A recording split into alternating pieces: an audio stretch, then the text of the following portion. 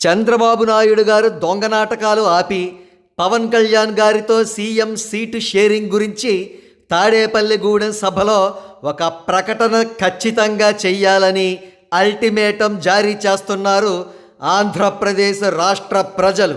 మరి ముఖ్యంగా అణగారిన వర్గాలు, వెనుకబడిన వర్గాలు, కాపులు మొదలైన వారు జనసేన టీడీపీల మధ్య కుదిరిన అసహజమైన అసంబద్ధమైన పొత్తు పట్ల రగిలిపోతున్నారు. పవన్ కళ్యాణ్ గారు, చంద్రబాబు నాయుడు గారు కూడా పొత్తు పేరు చెప్పి శాడిస్టుల్లా ప్రవర్తించారని వారంతా ముక్త కంఠంతో అంటున్నారు. ఎంతో బలం ఉందని చెప్పుకునే గోదావరి జిల్లాలతో సహా పలు చోట్ల జనసేన టికెట్ యాస్పిరెంట్లకు మొండి చెయ్యి చూపిస్తూ పవన్ కళ్యాణ్ గారు కేవలం 24 ఎమ్మెల్యే టిక్కెట్లను మాత్రమే తీసుకున్నారు. మరో ప్రక్క చంద్రబాబు నాయుడు గారు కూడా దొరికిందే ఛాన్స్ అని చాలా ఆబగా ఆత్రంగా జనసేనకు ముష్టి 24 ఎమ్మెల్యే టిక్కెట్లు విధిల్చారు.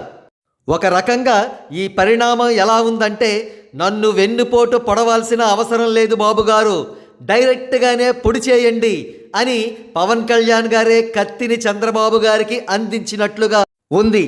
ఇక డ్యామేజ్ కంట్రోల్ జరగాలంటే ఒకే ఒక్క మార్గం ఉంది.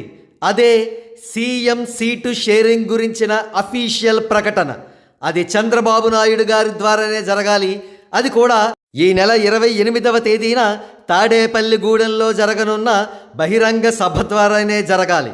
వైఎస్ఆర్సీపీ ఓటమే మా ఉమ్మడి లక్ష్యం. వైఎస్ఆర్సీపీ పాలనలో అభివృద్ధి కుంటుపడింది, రోడ్లు సర్వనాశనమయ్యాయి.